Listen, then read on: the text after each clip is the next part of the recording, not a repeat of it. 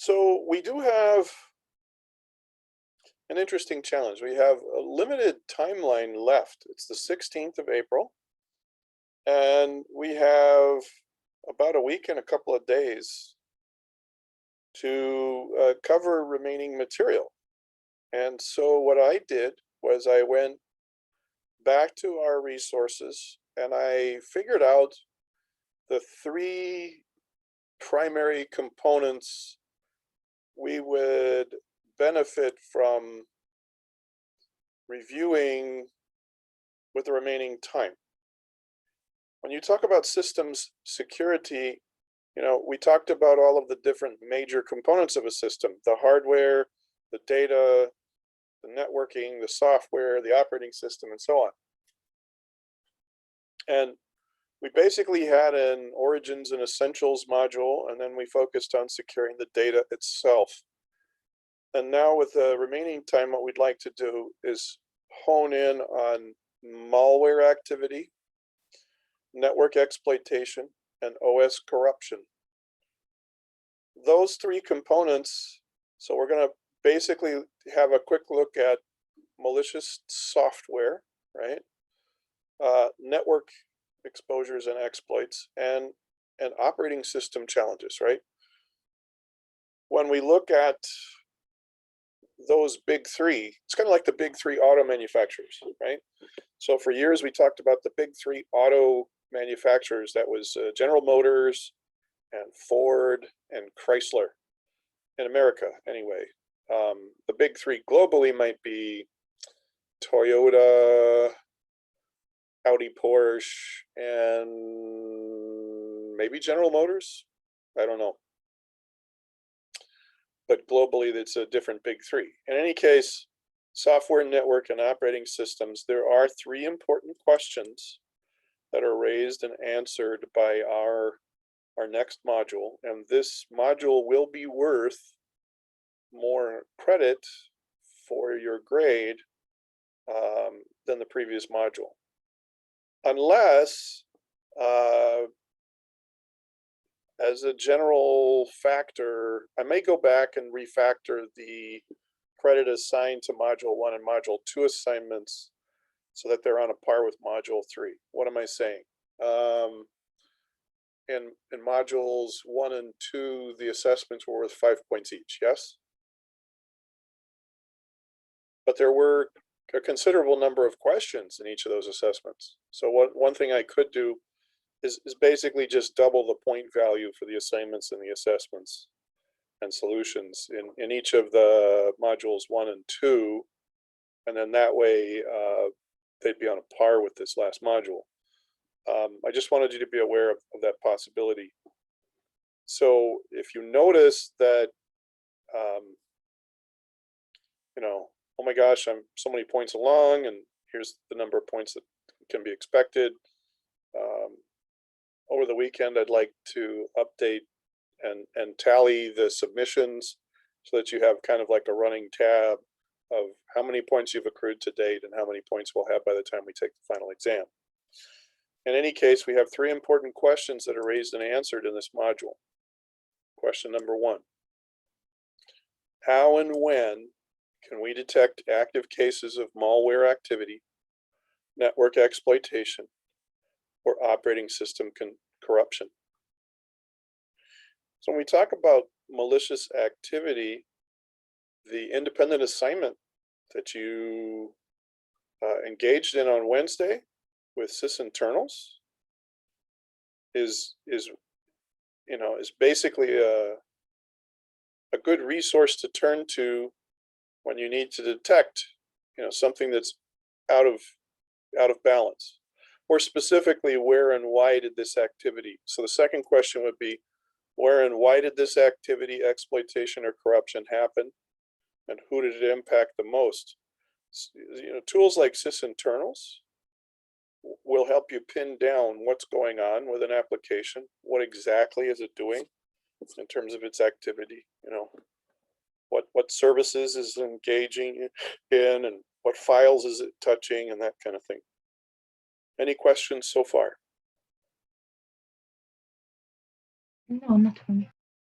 Okay, the last important question. What information and methods are required to reduce, resolve, and prevent such compromises going forward? So the big three areas we're going to focus on is software, network, and operating system, right? Malware activity, network exploitation, and OS corruption.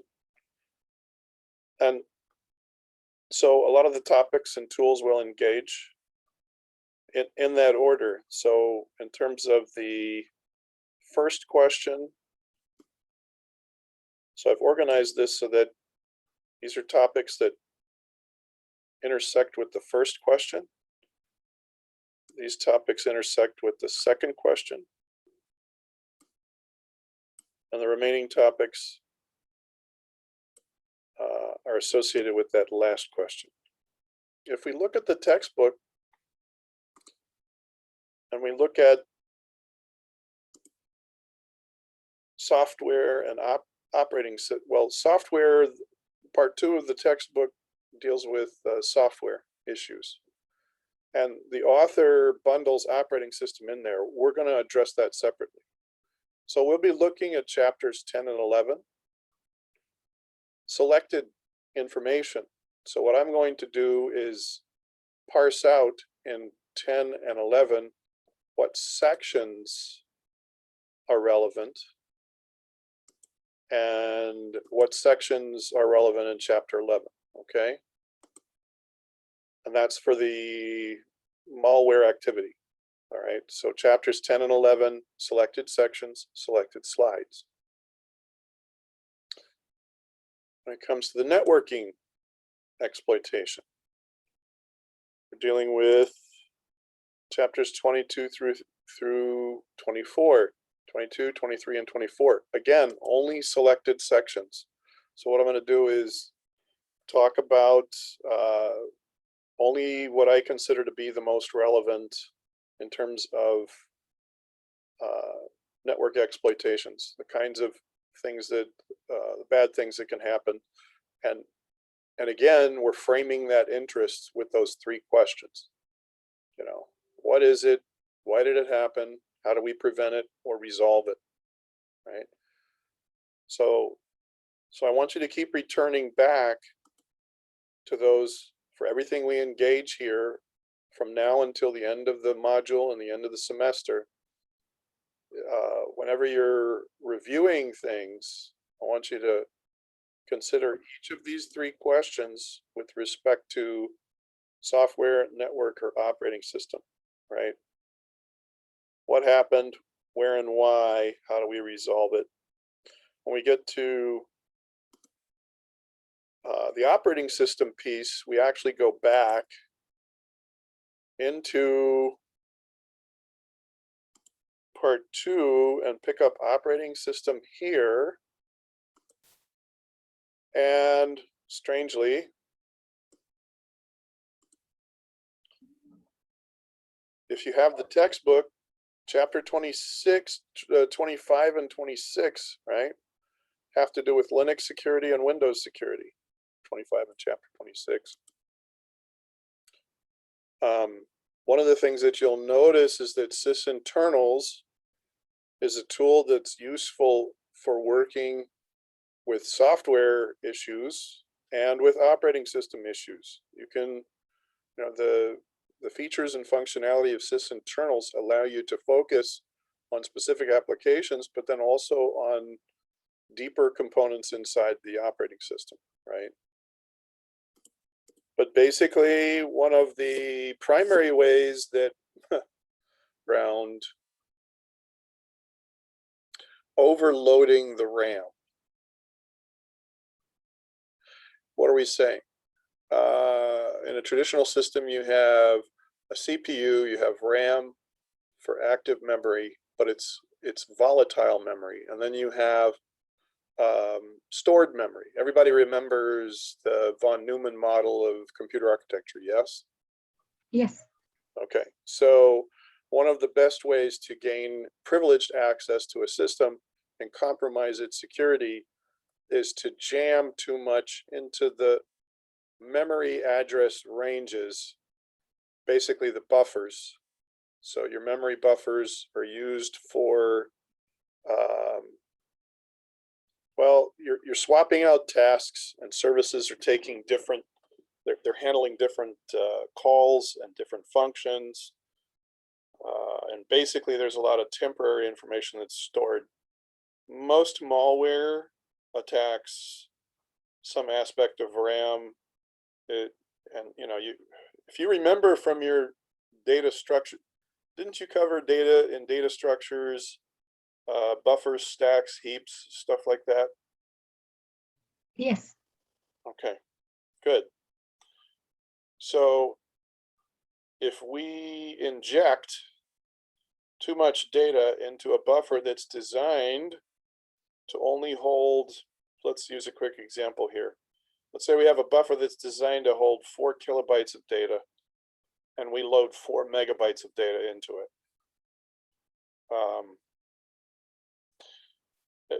A lot of times, if you don't, there's a lot of vulnerabilities that exist in operating systems when it comes to input validation, and this is really where a lot of software design issues come into play.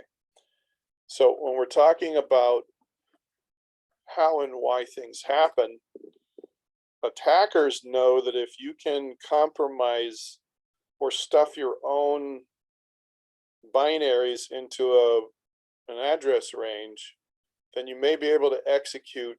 Let's say you have an address range that has an active but privileged, it's active and it's privileged in terms of the operating system, and then you substitute your own executable in there. When you run that executable, what permissions does it have? Well, it's privileged, right? So the Morris worm, the Morris internet worm in 1988 was the first example of a buffer overflow attack. Mr. Morris did go to jail. Does anyone remember a professor by the name of Dr. Alan Lewitt? Yes. I remember him. I remember him. Al Lewitt he attended and graduated from Cornell University. And Morris, the guy who invented the internet worm, the first case of an active exploit that was self-replicating, Mr. Morris was a graduate student at Cornell. And actually, there weren't too many years that separated the time that Al Lewitt attended Cornell and Mr. Morris got involved, right? So it's kind of an interesting, small world, right? And this was the first example of a self-replicating exploit. And it was the reason it's notable also is two other reasons. It's the first case where somebody was prosecuted successfully with a new federal law, the Computer Fraud and Abuse Act, right? Was a brand new law that had passed into effect a couple of years earlier. And Morris was subjected to the penalties defined by the Computer Fraud and Abuse Act, and ended up going to jail. Morris actually served jail time. So Morris was, what happened here was groundbreaking. But of course, there are an awful lot of others, Code Red, Slammer, Sasser. There's a very prestigious pedigree of buffer overflow attacks over the years. The mechanism is still the same. We take some malicious data, we jam it into an existing active memory address range, depending on what kind of privilege and which subsystems that affects. We gain access we're not supposed to have, right? Any questions about buffer overflow attacks? So, here it says still a major concern. We haven't really effectively figured out how to mitigate this, right? And that's one of the biggest problems. when we go from talking about what it is and how to prevent something like this from happening, one of the, so here, what information and methods are required to reduce, resolve, and prevent?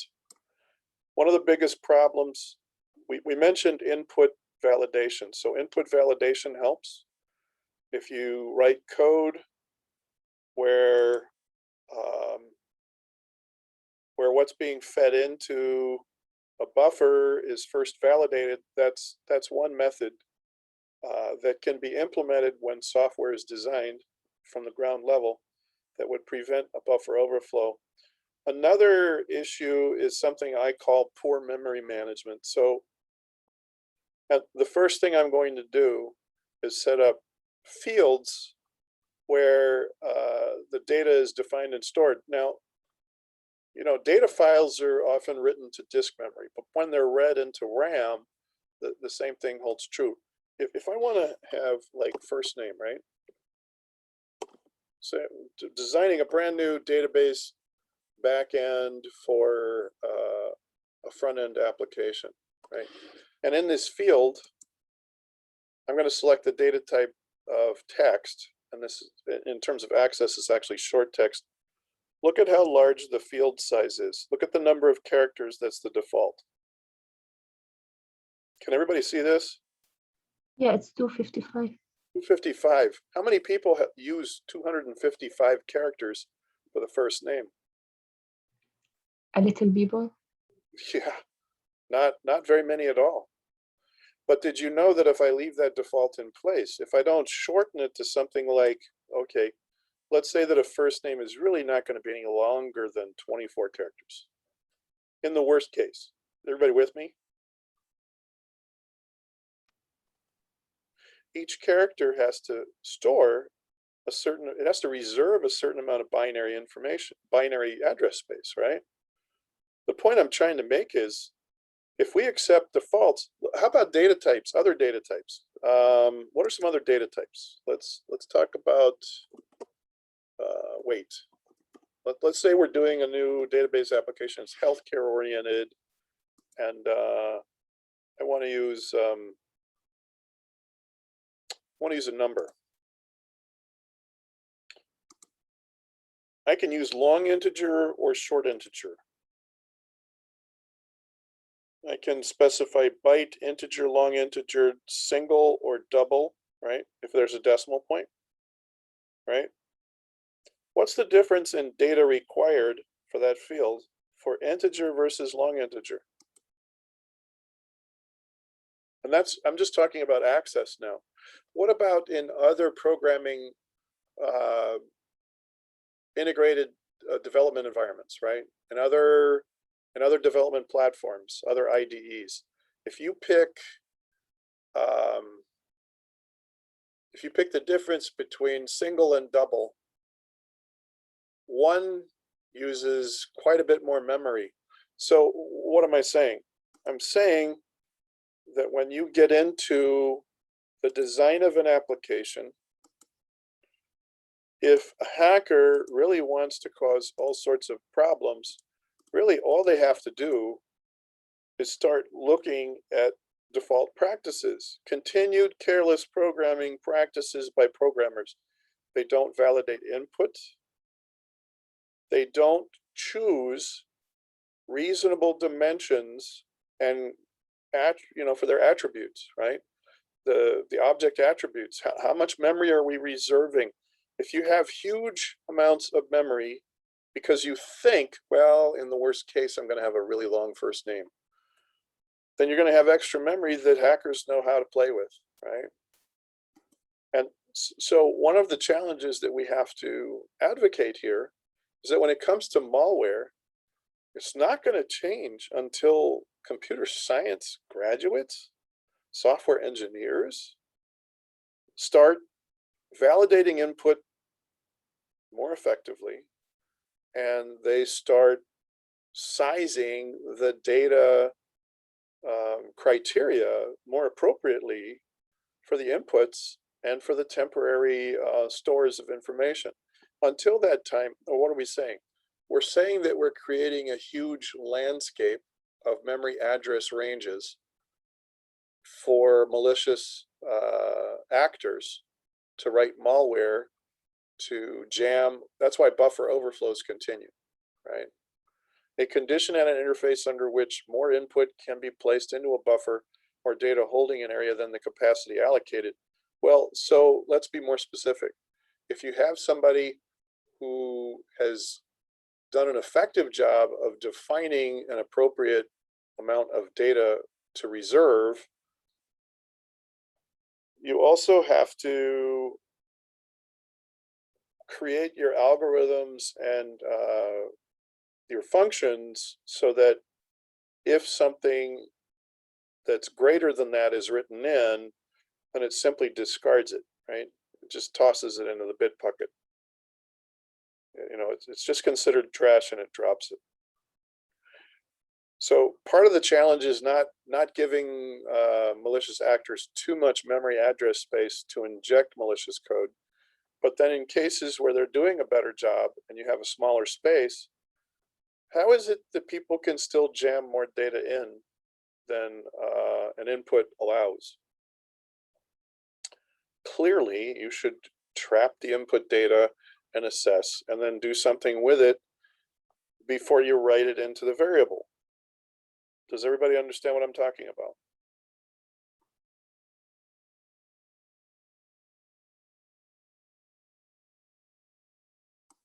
Yes, I think so.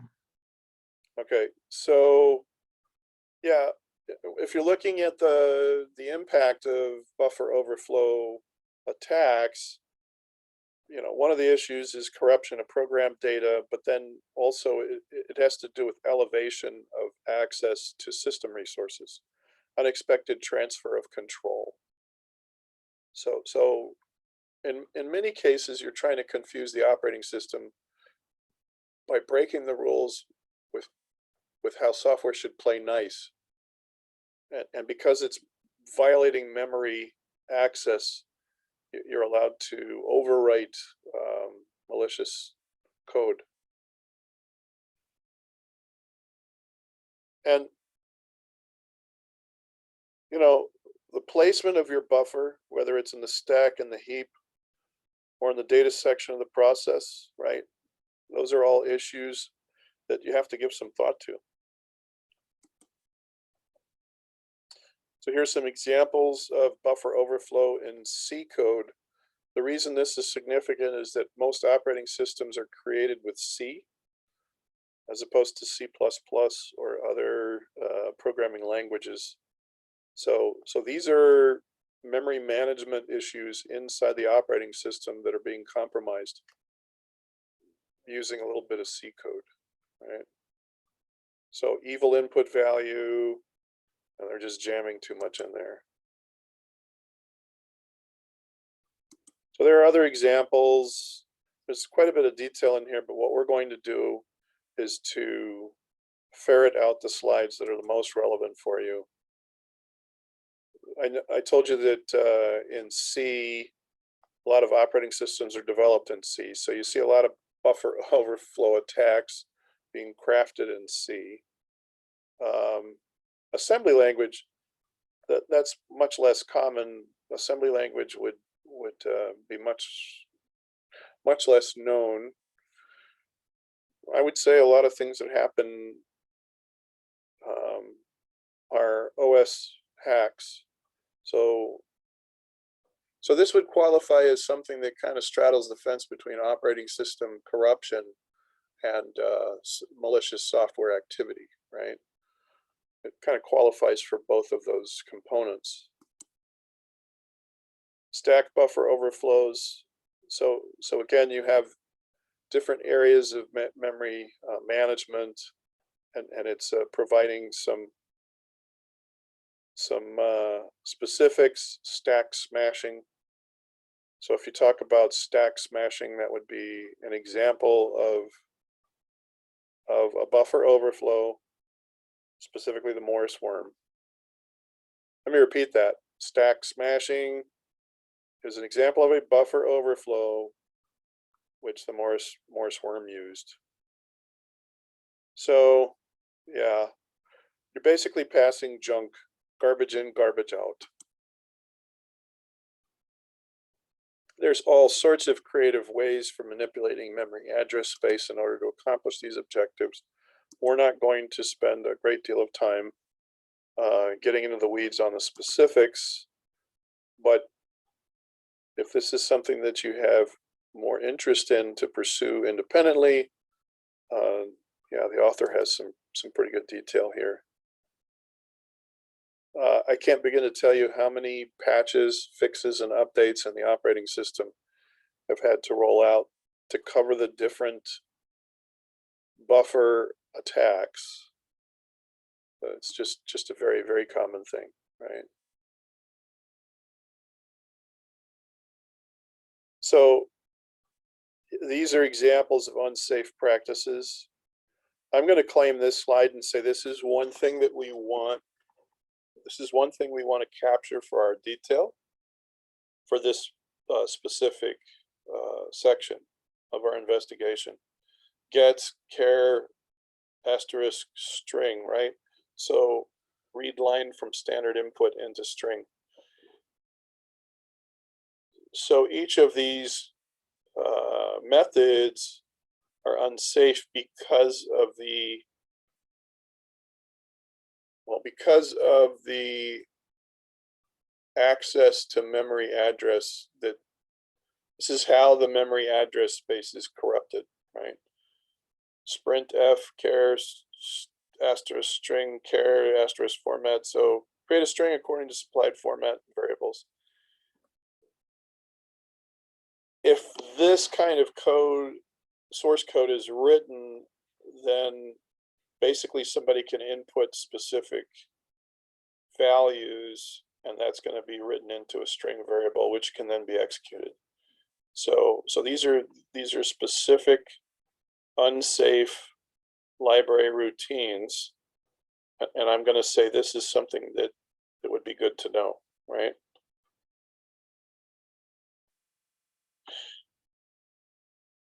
Anytime you can create or transfer data, and I think that's the bigger problem here, is that each of these routines allow buffer overflow to transfer elsewhere and then become active. Shell code. So has anyone ever heard of the hacking tool called Metasploit? No, not me. Okay. This is has anyone ever heard of a hacking tool called Kali? Yes.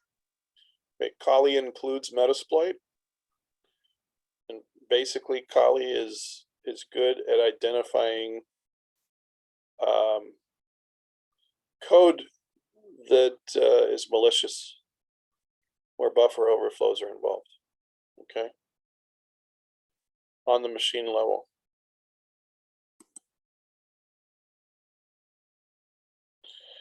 So this is Linux shellcode, implements the same kind of exploit. We talk about assembly language instructions. We're talking about low-level system calls.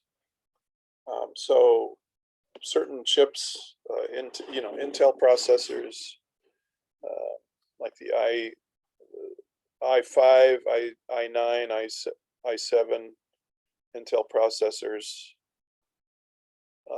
AMD, they all have very low-level assembly language instructions. So buffer overflows can be constructed on that level. I don't expect you to know these in particular, because this is a very low-level kind of thing. But register manipulation for x86. This is not, all right, so when we see x86, we're talking about older 32-bit versus x64 memory and registers. So at a lower level, when you get in closer to the CPU, some of the some of the caches and the CPU caches are operating with 16 and 32 bits instead of a 64-bit memory management.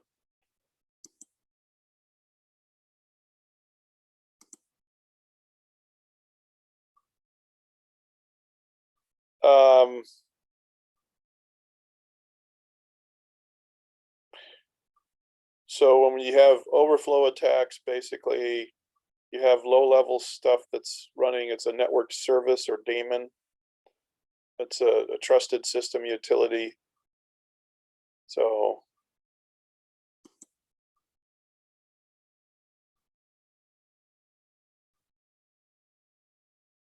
in terms of defense against buffer overflow, I'm still going to continue to advocate that there needs to be a lot of intentional thought about how you structure the memory reservations and sizing of variables and stuff like this. If there's less real estate for a hacker to work with, I think in general it's harder for overflow attacks to work. But then input validation, so when there is too much, right? So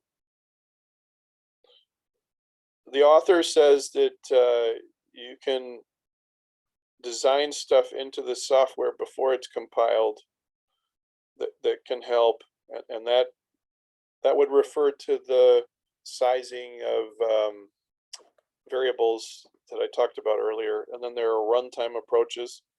So an example of a runtime approach would be to ensure your algorithms validate input. Okay, so an example of a compile time overflow defense, we're talking about proper sizing for data variables. And when we talk about runtime, we talk about input validation, right? Aim to detect and abort attacks in existing programs. Oh, I have 4 megabytes trying to fit into a 4K buffer. Why do we even allow that, right, at runtime? So that's something that should happen as the software is running and the services are loaded. You see, you know, input sees an incoming buffer and it's too big, it ought to just dump it. And that's pretty simple. Does this make sense? Is this a sensible way to frame the discussion? What do you think? Any questions at this point?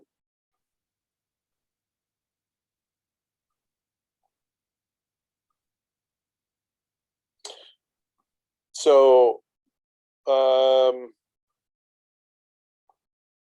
remember I said that a lot of operating system exploits in terms of malicious overflow,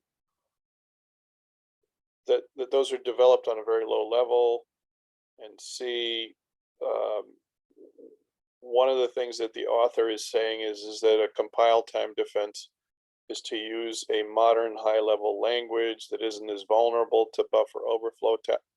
Yeah, I'm going to say that in theory, I don't buy that. I think any programming language you can be sloppy and have poor method in any programming language that allows you a poor implementation of memory and resources where that kind of thing can happen. So the distinction that the author is saying about this and how relevant it is, I question whether or not that's valid. That's just my own personal opinion, but I don't. I'm sure other computer science professors might argue that fact and say, oh yeah, absolutely. But I'm just saying, in terms of practice, not theory, in terms of practice, if you're sloppy with any programming language, you can poorly input, you can poorly validate input, and you can poorly size the variable memory resources to the point where you expose yourself needlessly. And that's my story, and I'm sticking to it. Okay, so this is going to be a slide I probably am not going to put in the abridged set, right? Compile time defenses. So yeah, we showed you some examples of vulnerable or problematic routines. And so you can scan your code before it's compiled. So if there's unsafe coding, you can identify those routines. That is a valid compile time defense, right? But I want you to understand that whether it's a low-level language or it's a high-level language, you have unsafe coding, whether it's low-level or high-level. Does everybody understand that? Yes. Yes. So by high-level, I mean, I don't care if you're using Java or C# or C++, or if you're using C and you're working assembly language. I don't care.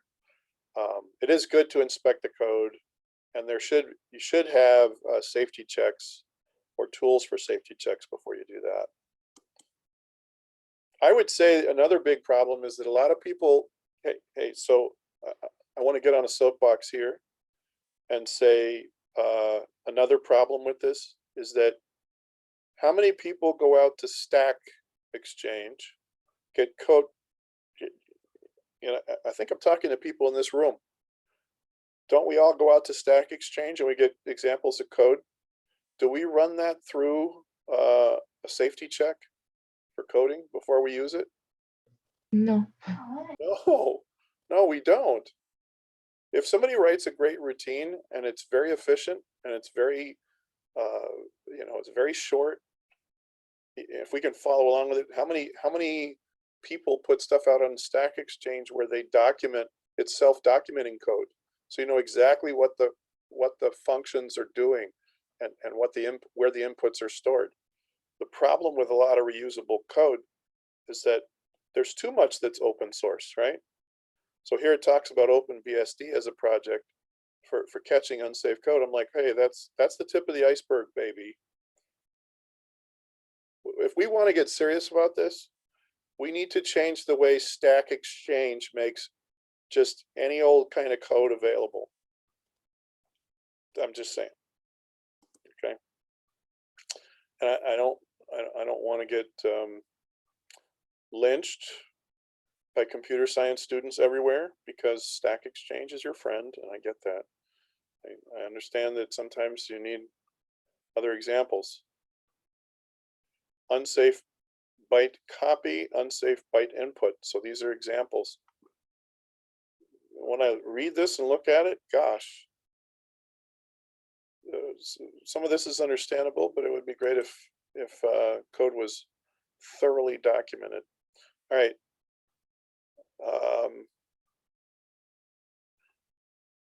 Yeah, so C was considered unsafe, and for a while there were a number of folks in industry that were advocating the retirement of C, but because there's so much of it used to design operating system low-level stuff, it's very good at that. I don't think that's going to happen anytime soon. So what am I saying? If you want to do something to change the world as a computer science student, one of the things you can do as you go on to grad school is to design another programming language that is safe, that works on a low level like C. So it has the benefits of C without the disadvantages. Okay. Right. So here we talk about return. So you have a lot of memory management issues with pointers and return addresses. That's another way that people are able to slide malicious stuff around in a buffer. What else can we talk about here? So if you randomize address space utilization, that makes it harder for people to, they're saying scramble the eggs, makes it harder for specific, so yeah, I don't know how that's going to help in theory. I mean, I know it would make it harder if people are depending on a certain amount of memory address space to be available. I have a mouse driver on my system. If I go into Device Manager, I can see in a full address range, a memory address range that's designated and reserved for my mouse. And it's a huge space. and most of it isn't used. It's just some mouse drivers take up a lot of memory, others don't. So there's extra there. I think randomizing space might work, but it all depends on context. So I think this is of limited value because of where you are in the operating system or what specific purpose you're working. Guard pages, okay. Replacement stack frame. So these are methods to eliminate or reduce the opportunities for buffers to be implemented.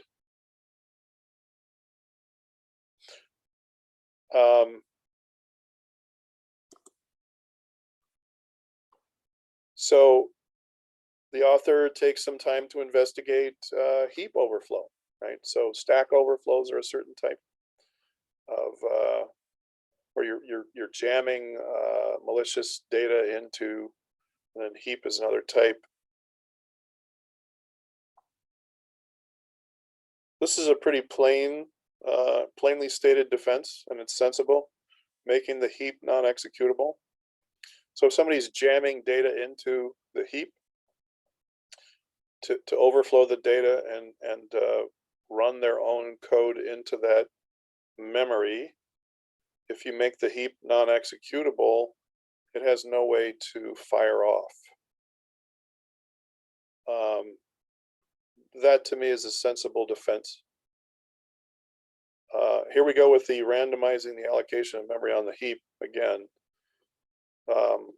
I understand in principle you don't want predictable address ranges that are available, and if you I'm saying you don't even have to do that if you plan your memory use and plan the memory that you need for your variables effectively in the first place, and then you don't have to scramble the eggs, right? So I like this first defense. It's the same as the stack overflow. Randomizing works both for stack and for heap.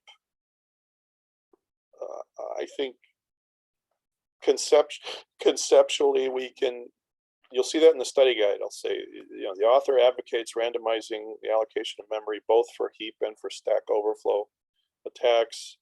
I'm going to add a comment that says I'm not so sure how much value that does. The real issue, this treats the symptom. When I talk about designing intentionally to minimize, to structure your use of memory effectively, that eliminates the cause more effectively. This treats the symptom. I don't know if that's a better way to explain it. I hope that makes sense. All right, so these are examples of heap overflow attacks. Wow, we're not going to spend a lot of time on that. Global data, let's see if there's something else in here we need to call out. All right. Summary. So just remember there are compile time defenses and runtime defenses. There is one method that's effective for both heap and stack. Other forms of overflow attacks include the global data area and return to system calls and so on. So this is a good way to organize those concepts. This one summary. Any questions about buffer? Well, just overflows.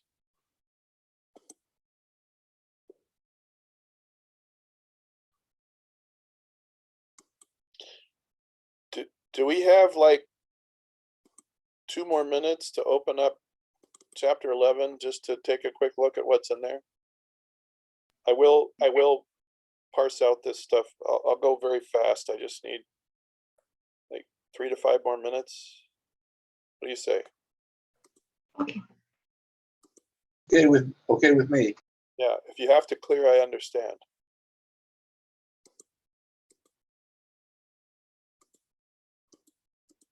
So software security, right?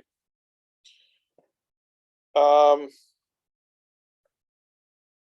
a big fan of trapping errors. So a lot of times the way error handling is conducted in software. I think this is use of a one-way hash without a salt. Does everybody see this last item?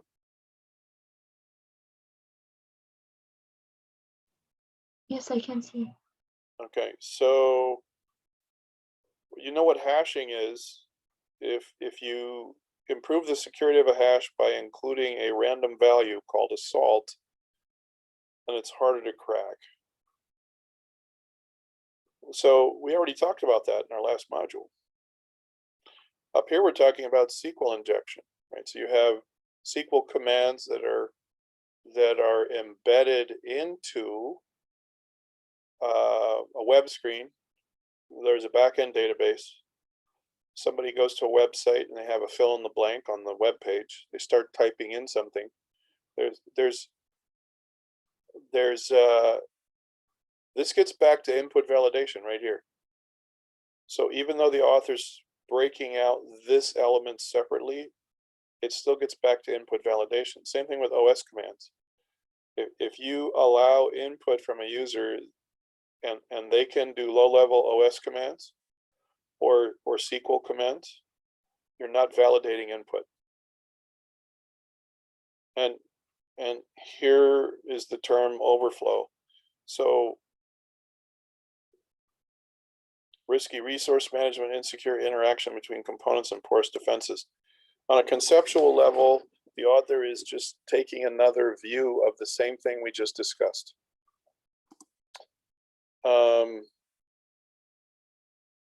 Unvalidated input, cross-site scripting. All right, so this is new. Injection flaws. I